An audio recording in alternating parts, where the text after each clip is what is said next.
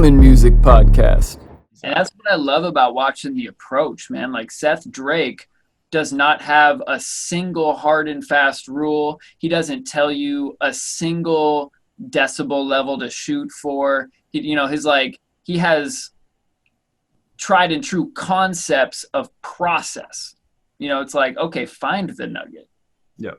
What are the most important sounds? Let me make sure I make those work together first. But there's no one way to do that. Right. What does this kick need? Yeah. What does this sub need to play with my kick well? What does the snare need to match the level of intensity of the kick in a way that makes sense for the genre of music I'm attempting to mix? Yeah. And one of the other most important things that I pick up from Seth Drake is he will conceptualize a problem as, I think this is going to solve it. And he will try that. And when it doesn't solve it, he doesn't try the same thing again in a different way or continue to fuck with that. He's like, you know what? This actually isn't the right way to solve this. Let me try this other thing. And because he has the confidence in his iterative process of he has the end result in mind, not the specific fix in mind. He has the end result of what he wants it to sound like, and he has this toolbox of different things that could get him to that same place. He will just go down the line of things that are most probable to fix it until he's like, this is the thing that fixed it. The difference is he knows when it's fixed. He doesn't think that references though.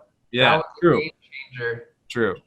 Like I don't know about you guys, you probably feel the same way, but watching that workshop was so reinvigorating for two reasons.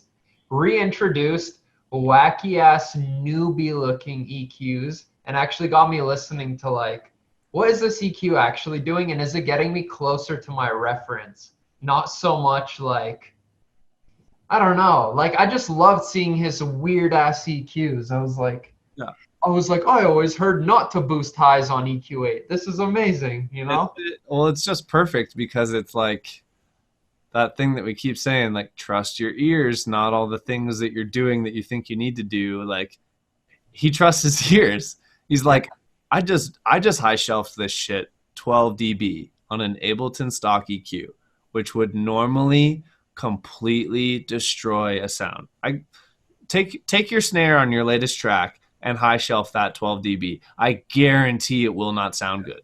But if it does, okay, leave it. Yeah. Like you have to have the confidence to be like, I'm trusting my ears. I did this move. It sounds good. It works in concept with the rest of the song. It works in relation to this reference. And therefore, I'm not worried about it. That's it. Sounds good. He trusts his ears and he trusts his reference because he picked references that he trusts. Yep.